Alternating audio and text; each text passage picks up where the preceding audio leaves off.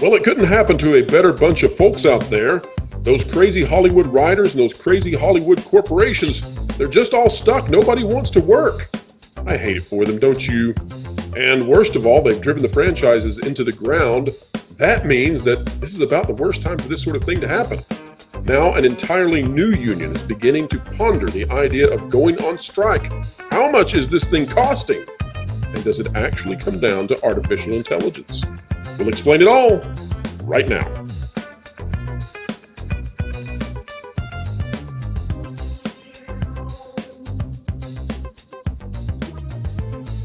And folks, welcome back to another fantastic day here on the WDW Pro channel. Happy to have each and every one of you as we attempt to honestly explain entertainment and keep you ahead of the culture curve. Otherwise, how are you going to know what's going on?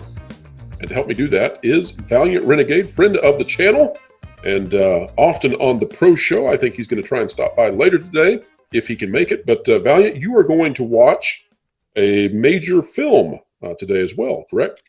I am. And if, you know, I try to get to the Pro Show as often as possible. I hate to miss it as much as I do. It's usually kind of in the middle of a work day for me or picking up kids. But I do have, you know, dad duties tomorrow. And of course, Renegade Jr. is a mega Transformers nutball fan. And we have to go see this tomorrow evening on a PLF screen. So I am taking Renegade Jr. tomorrow evening to go watch this. I'm very much looking forward to it. It's a movie that was done by the same folks that did Bumblebee, which was very well done. Renegade Jr. loves that movie, so we're really looking forward to this. And we'll have a report and a review out later on. But yeah, totally looking. And Valiant, you have a major exclusive that you have broken this morning as well concerning Transformers. Can you give us about a 15-second explanation of why people should go watch that video? I think it's awesome. Yeah, I mean, you know, this is one of those, Transformers is one of those movie franchises that is somewhat unique in the theatrical space, because this isn't a movie that is there to be a movie. This is a movie that is there to be an advertisement to deliberately sell toys. Transformers is a toy line first. And the financial history of Transformers, especially once they evolved into the cinematic space, is really fascinating. So we kind of go through that in the video. Hope everybody checks it out. And let me just say, you've told me the numbers that are in that video. We're recording at a time when it's not yet out. But I mean, folks, listen, I'm telling you right now, this is a must-watch video if you want to understand the entertainment industry. I'm telling you right now, it's must-watch. And I'll tell you this too, later today, I'm going to be having a video. This will come out at 3:30 p.m. Eastern time, just before the Pro Show. I'm talking with Tom Connors about the Teenage Mutant Ninja Turtles. And I think that if Hollywood can get its act together and figure out what people want out of that franchise, there's no reason that it should not be driving those same kind of toy sales. Paramount just can't seem to figure it out. Valiant, we need to talk about just how much money the Hollywood elites are about to be losing. And they're not going to get any of these big films that are actually just giant commercials if they keep this up. We're talking about the writer's strike. Folks, as we get into this, if you like content like this, consider clicking the like button, share, subscribe, and stick it to the algorithms by clicking it, the notification bell. Here we go. First off, Valiant, let's take a look at how much money just a simple little writer's strike is costing, because this is being lost in all the fracas that we've got going on with everybody mad. They want their compensation. They don't want artificial intelligence to mess with them. Here's how much it's costing. This out of Fast Company. Of course, aptly named. How much is the writer's strike costing? Boy, we did a good job finding this one. This by A.J. Hess. And here's where we need to go down. Days after the strike began, the stock value of major entertainment brands like AMC, Comcast, and Paramount dropped by an estimated collective $10 billion. Entertainment companies' share prices continue to fluctuate, but if the strike continues, costs are expected to rise for studios striking writers and local economies from Los Angeles to Atlanta. By the way, folks, this article came out in May, so yes, we're there. Researchers estimate that the 100-day-long 2007 writer's strike cost the California economy more than $2 billion. And today, the Writers Guild of America, also known as the WGA, estimates that the strike for this year so far is costing California's economy $30 million per day, and we are just getting started. This is, needless to say, this is a very expensive Valiant. Any thoughts on how much perhaps this is already tallied?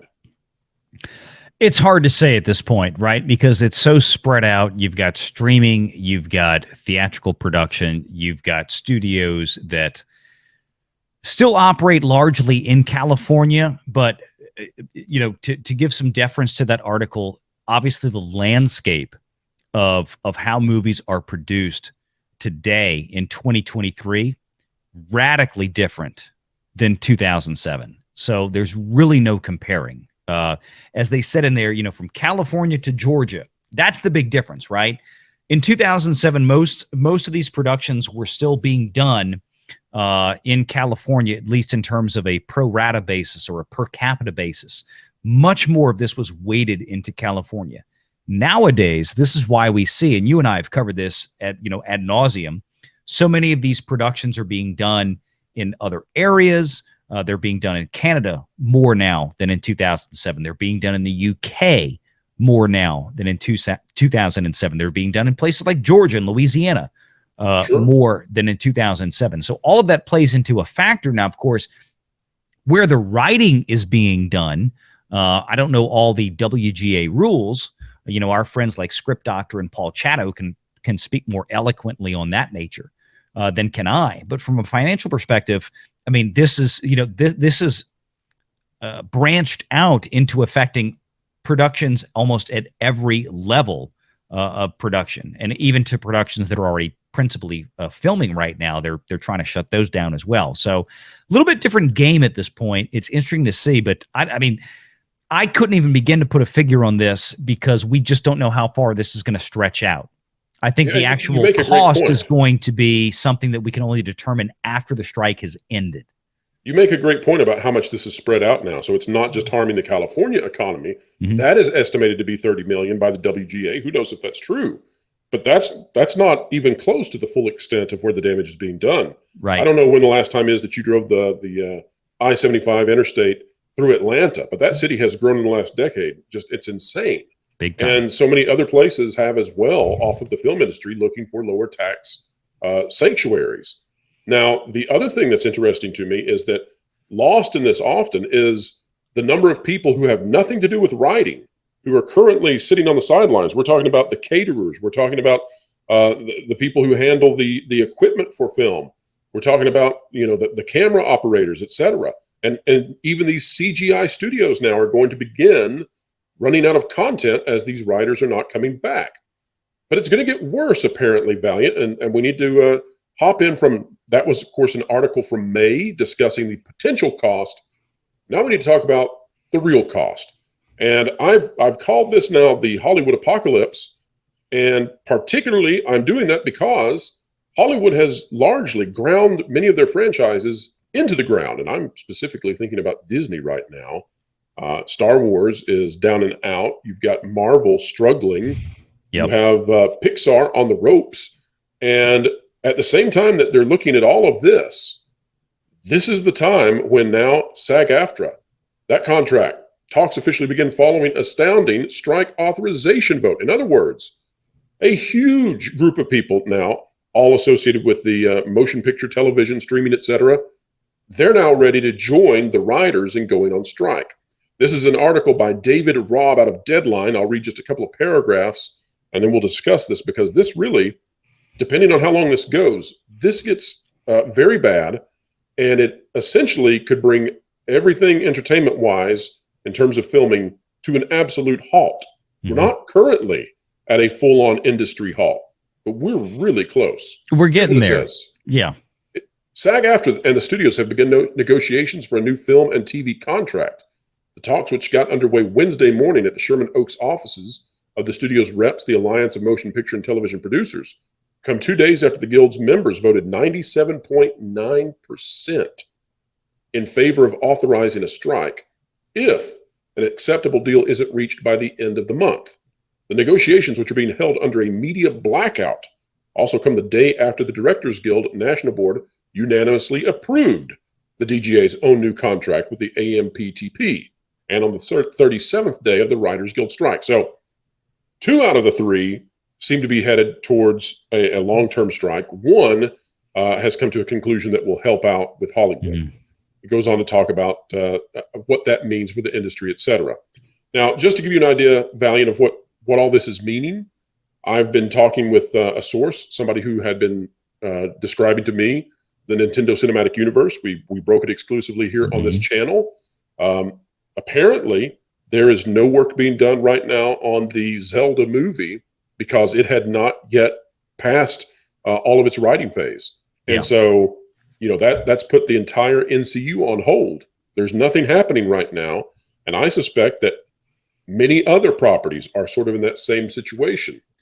So talk to us for a moment about what happens if it's not just writers, but it's also actors, it's acrobats, it's personalities, it's, gimbal operators. If everybody and their brother in Hollywood says, nope. Yeah, right down to the gaffers. Yeah, and the grips. Exactly. That's right. Here's the thing. The problem is that inherently the writers are the first line, correct? So meaning that a production's not going to go off without a greenlit script, without a finished script ready to go. So if you don't have writers, if the writers are on strike and they're not going to be creating anything that is going to go, all right, let's roll on this, right? Then nothing's going to happen anyway. The downline people, whether they're gaffers or grips, they're actors, directors, it doesn't matter. Now, the issue is, I think, to what you're getting to, Pro, is that what happens to the productions that are already greenlit, that have scripts, that need to have writers present on staff, on the production. On the production to be able to make on-the-fly changes or corrections or anything of that nature, to do some script doctoring, as it were, right? Right, and so let me just say this, Valiant. What we're talking about here, too, is, so to bring it down into practicality. So if your writers are not writing, you can still circumvent that a bit, because what you can do is you stagger out and you slow down the cadence of your content releasing, but you continue to produce that which has already been written. What we're discussing now is, what if the people who could be producing say, nope, I'm going to the house as well?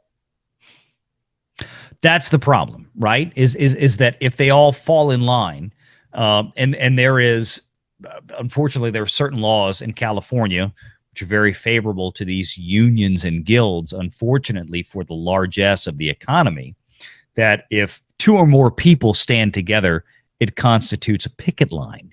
So this is what certain members of the WGA were doing for active productions.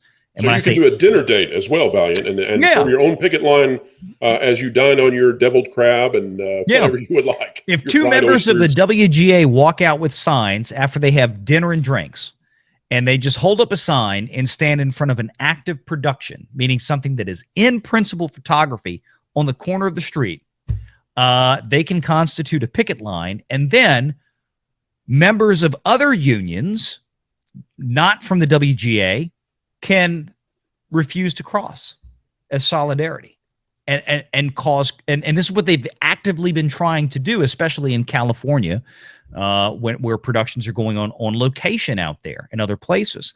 It sounds like the most expensive game of Red Rover ever over in Hollywood. That's exactly right.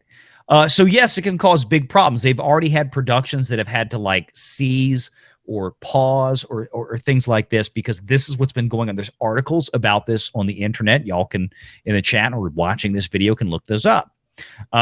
So that's the big issue. Now, SAG-AFTRA getting involved is not a surprise, because you got to remember, most of the Screen Actors Guild members they're not big names, right? Not everybody in SAG is Tom Hanks or Chris Hemsworth. I'm just throwing out random names. I'm not trying to pick on anybody in particular. Most of the people in SAG are unknown names. So sure, they're doing the commercials for Midol. They're doing the commercials for Geico, and they're the third person back behind where you can see and all that. Right. SAG is playing a numbers game with the members right now to we're going to stand in solidarity with the writers. And I get it. But there's a lot of things that I think the WGA is probably asking for that are going to be a bridge too far, and that's why there's an impasse right now with the negotiations. Well, let's talk about what is one of the key issues in these negotiations, and I don't think it's going to be a surprise to you. It's not going to be a surprise to anybody in the audience. It's something that we started talking about here on this channel, I think before anybody else, because I even went out on a limb, and when I started talking about artificial intelligence, I said, nobody's going to talk about this. I'm going to talk about it. I'm going to take the hit because viewership for these videos is going to be down because people are going to be like, what the heck is he talking about?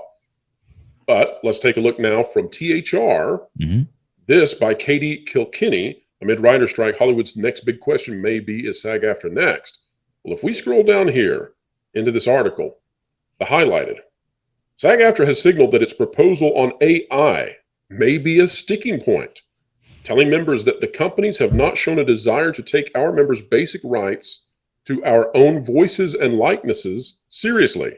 But AI has quickly become a core issue for many performers as the technology has rapidly developed within the past year and is a bone of contention in the writer's strike. In their negotiations, the writers proposed banning the technology from writing literary material or being used as source material.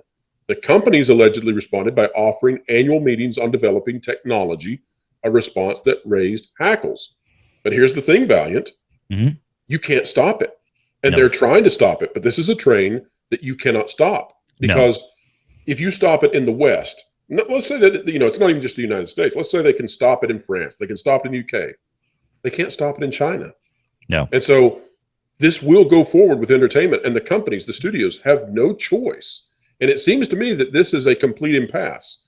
You've got the writers who are terrified. Their jobs are going to be lost because AI is going to do their job. And frankly, within the next 5 years, why not?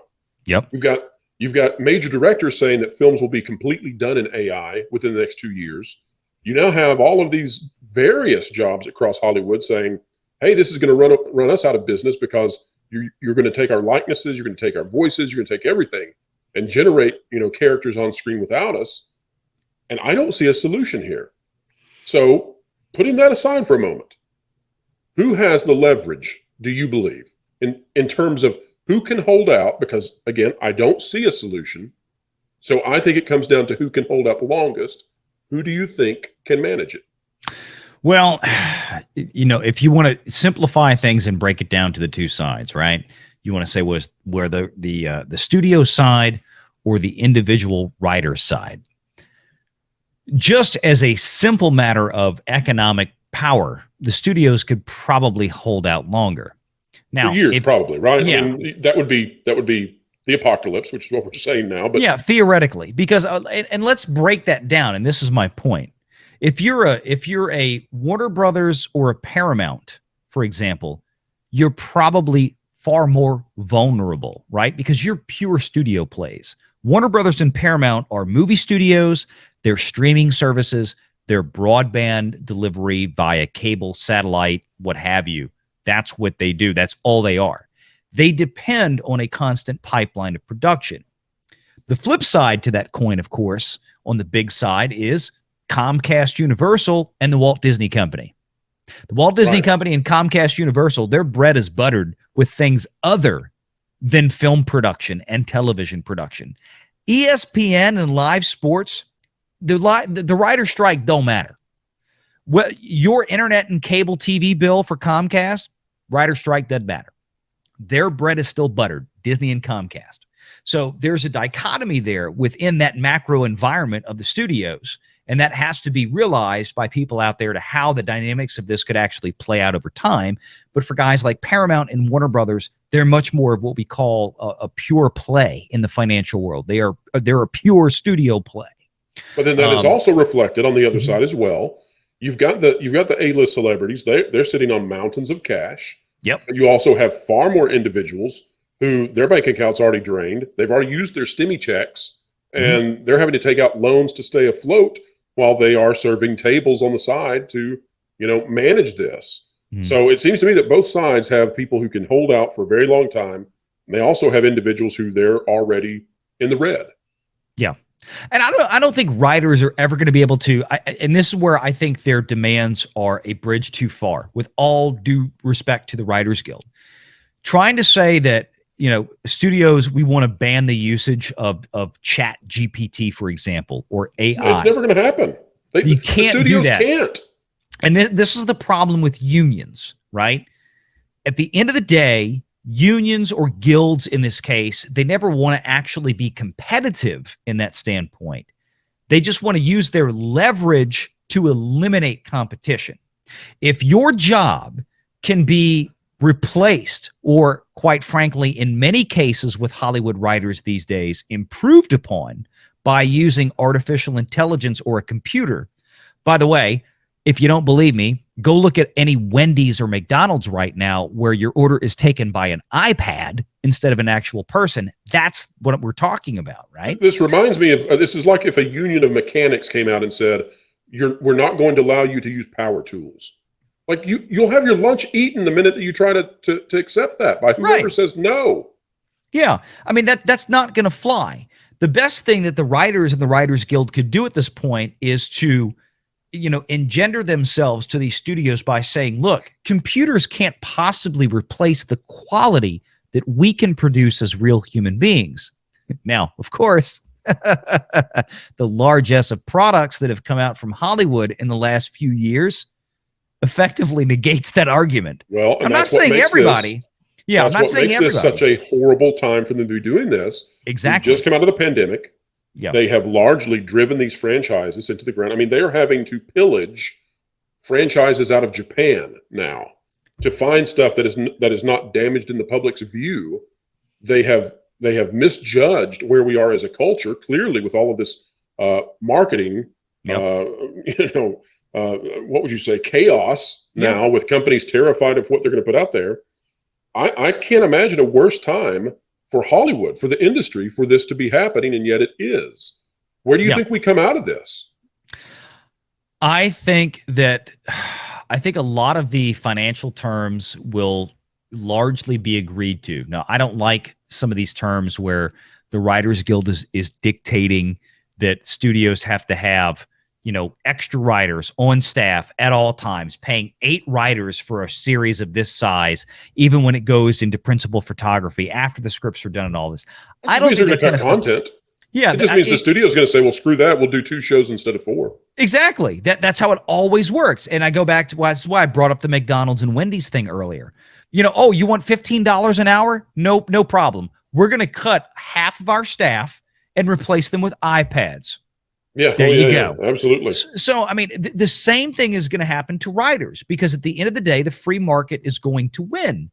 And the free market at this point, when you look at the largesse of what's being pumped out by Hollywood, it's mostly recycled garbage. And it is as I like to always quote Lord of the Rings, it is the lesser son of greater sires.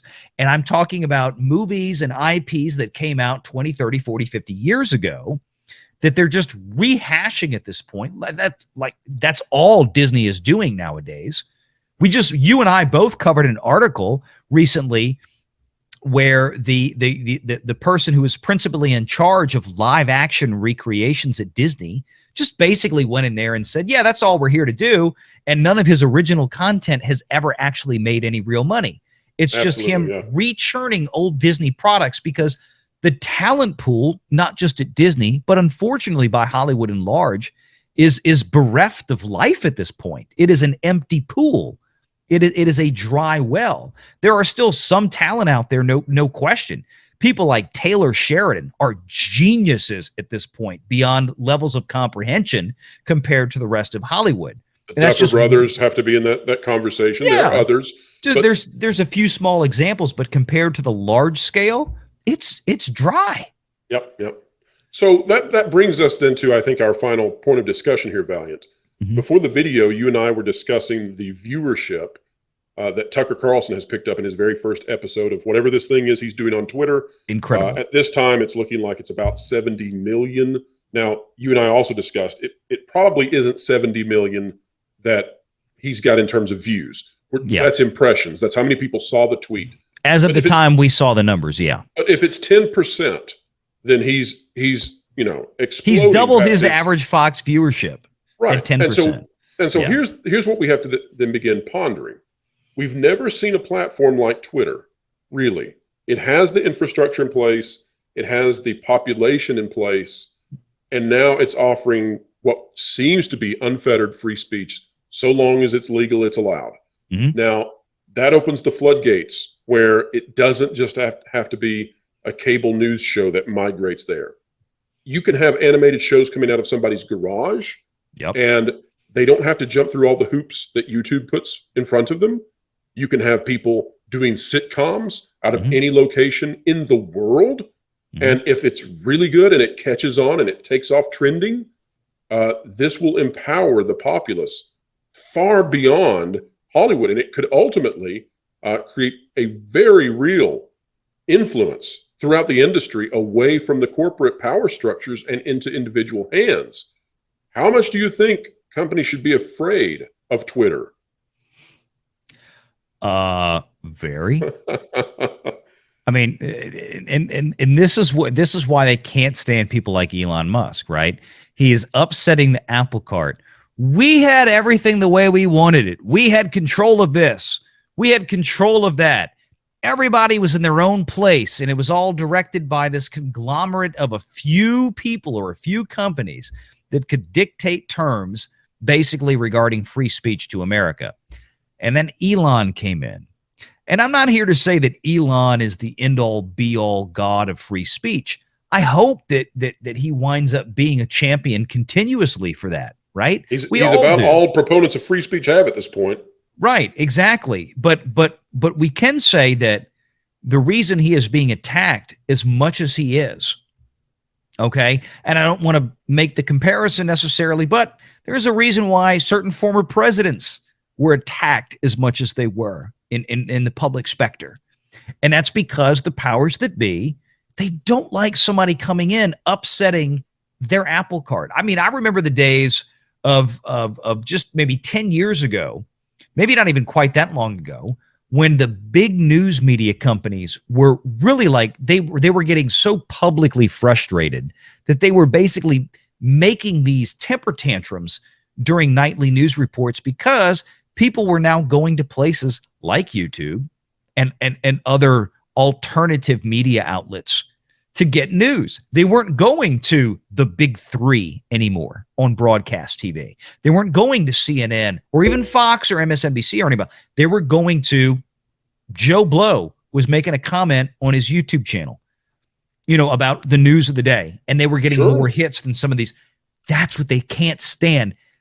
It's elitism at the end of the day. And Elon Musk and Twitter and Tucker Carlson getting on there now, they are destroying that stranglehold on elitism that they've had for so long at this point, and especially Twitter.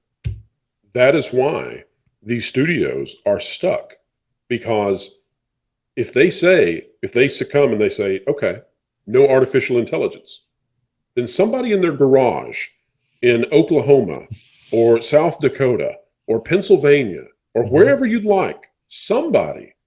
And they're not going to make, a AAA movie. They're not going to make something that's on par with Marvel. But I bet they can make something on par with the CW. And they're going to outdo the writing there by leaps and bounds. And they can do it with artificial intelligence, and they can pump out 20 episodes in a few hours. And the studios are stuck because there's no way that they can put themselves in a position to be taken down by millions of would-be writers, would-be directors, would-be film and show creators. They're stuck. You think Final thoughts, Valiant? I was going to say, you think what Disney is paying right now to license Bluey to Disney Plus is a lot? Just see what they have to pay for some YouTuber to license their stuff in 10 years for Disney Plus. Exactly. Or some Twitterer. I don't know what's going to happen. Yeah.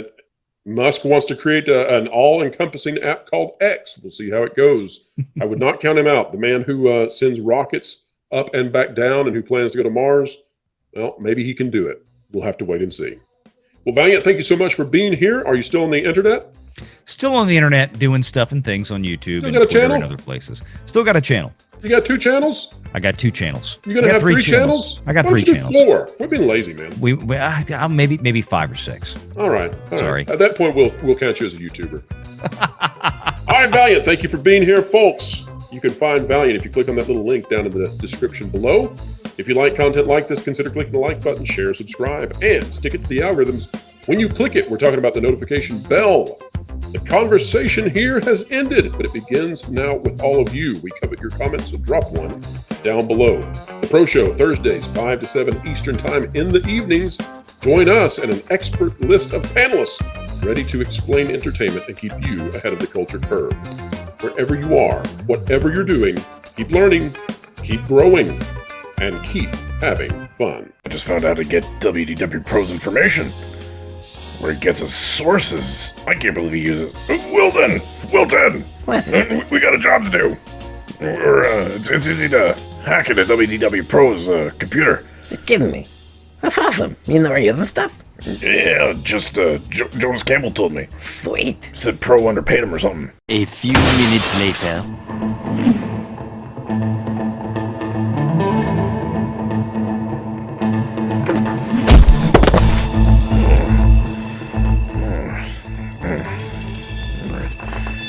There. Oh, awesome. Whatever. All I gotta do is hack into this thing. It's gonna be so easy. Yeah, this isn't All a right, hack. grab this picture over here. Leave it to me. Oh, no. Oh, Wilson. Job done. What? No, all we had to do was use the picture because he uses face unlock. Now we gotta go to thatparplace.com and sub to him and his team on YouTube. Oh, well, I already did that because I'm smart.